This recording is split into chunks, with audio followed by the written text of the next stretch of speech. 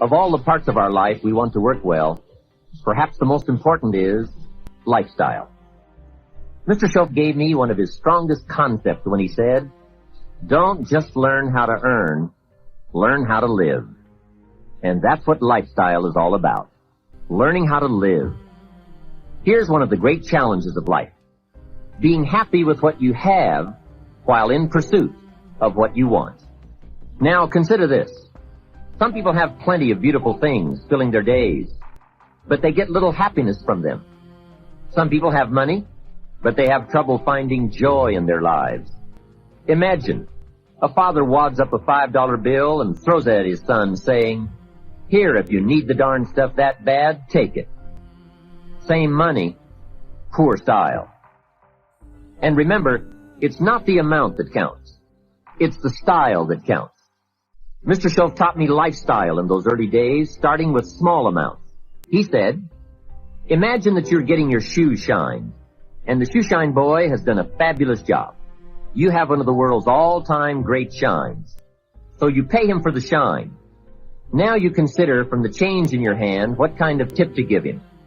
And the question pops into your mind, shall I give him 1 quarter or 2 quarters for my neat shine? Mr. Shoaff said, if 2 amounts for a tip ever come to your mind, always go for the higher amount. He said, become a 2-quarter person. I said, what difference would that make, 1 quarter or 2 quarters? He said, all the difference in the world. If you said, well, I'll just give him 1 quarter, that will affect you for the rest of the day. You will start feeling bad. Sure enough, in the middle of the day, you will look down at your great shoe shine and say, I've got to be cheap. 1 lousy quarter. That will affect you. However, if you go for 2 quarters, Shoaff said you can't believe the feeling you can buy for another quarter. That's lifestyle. Becoming a 2-quarter person and learning to get joy from the greater person you are becoming. A man came up and introduced himself to me after one of my seminars in Detroit, Michigan. And he said, Mr. Rohn, you got to me tonight. I've decided to change my whole life. I said, fantastic. He said, you will hear about it someday. I said, I don't doubt that. Sure enough, a few months later I was back in Detroit for another lecture. And the same man walked up and said, Mr. Rohn, do you remember me? I said, I do. You are the man who said he was going to change his life. He said, that's me, and I've got to tell you a story. Here's the story he told me. After the last seminar, he said, I started thinking about ways to begin changing my life. And I decided to start with my family. I have 2 lovely teenage daughters, the best kids anyone could ask for. They never give me any trouble. However, I've always given them a hard time, especially as teenagers. One of the things they dearly love to do is to go to rock and roll concerts, to see their favorite performers. Now, I've always given them a hard time on this subject. They would ask to go, and I would say, no, I don't want you to go. The music is too loud. You'll ruin your hearing. And besides, it's the wrong crowd. I would always give them a hard time. Then they would beg, please, Daddy, we want to go. We don't give you any trouble. We're good girls. Please let us go. Well, after they had begged long enough, I would reluctantly throw them the money and say, okay, if you have to go that bad. So that's where I decided to start to make some changes in my life. Then he said, here's what I did. Not long ago, I saw this advertisement that one of my daughter's favorite performers was coming to town. Guess what I did? I went down to the concert hall and bought the tickets myself. Later that day, when I saw my girls, I handed them this envelope and said, daughters of mine, you may not believe this, but inside this envelope are your tickets to the concert that's coming to town. I knew it was one of their favorites. They could not believe it. Then I told them one more thing. I said, begging days are over. Now my girls really couldn't believe it. Finally, I made them promise not to open the envelope till they got to the concert. And they agreed. Now comes concert time. When they arrive, they open the envelope and hand the tickets to the usher. He says, "Follow me." And he starts down front. They say, "Wait a minute. Something must be wrong." The usher looks at the tickets and says, "Nothing is wrong. Follow me." They walk down front, 10th row, center. Now the girls really cannot believe it. He said, "I stayed up a little late that night, and sure enough, around midnight, my daughters came bursting through the front door. One of them lands in my lap, the other one has her arms around my neck, and they both say, 'You have got to be one of the world's all-time great fathers.'" What a neat story.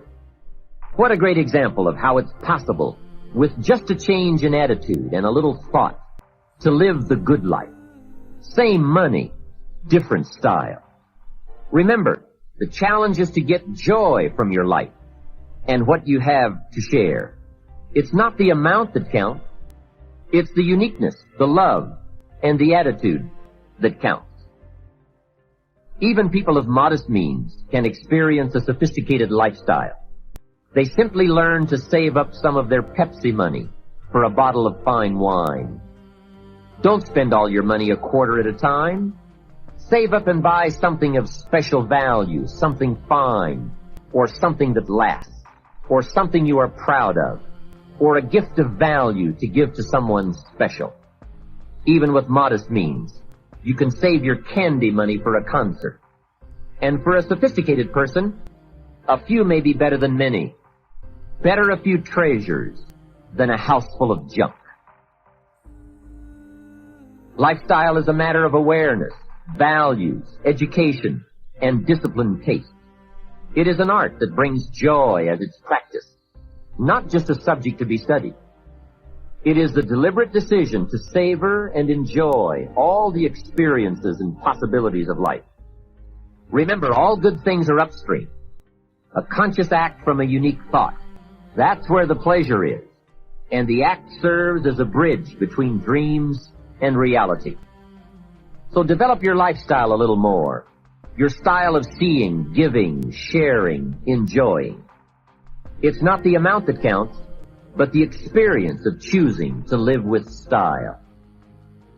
I remember saying to Mr. Schoaf one time, if I had more money, I would be happy.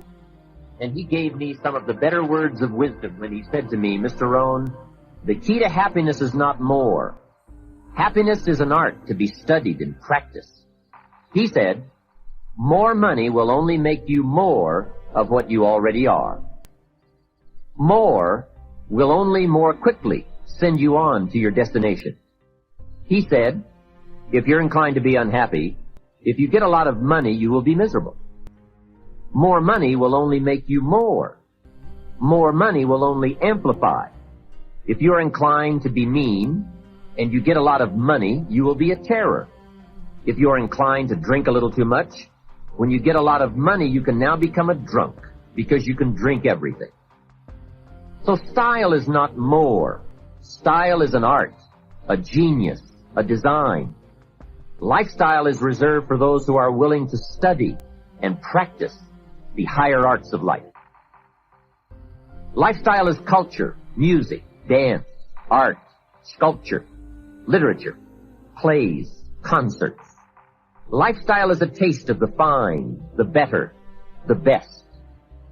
Mortimer Adler, the philosopher, says, if we don't go for the higher taste, we will settle for the lower ones. So develop an appreciation for the fine. That is a worthy purpose. Developing an appetite for the unique things in life. Study the art and reach for the best. To have the best in the time we have available to us, that is the quest. Remember, it's not the amount, it's the imagination.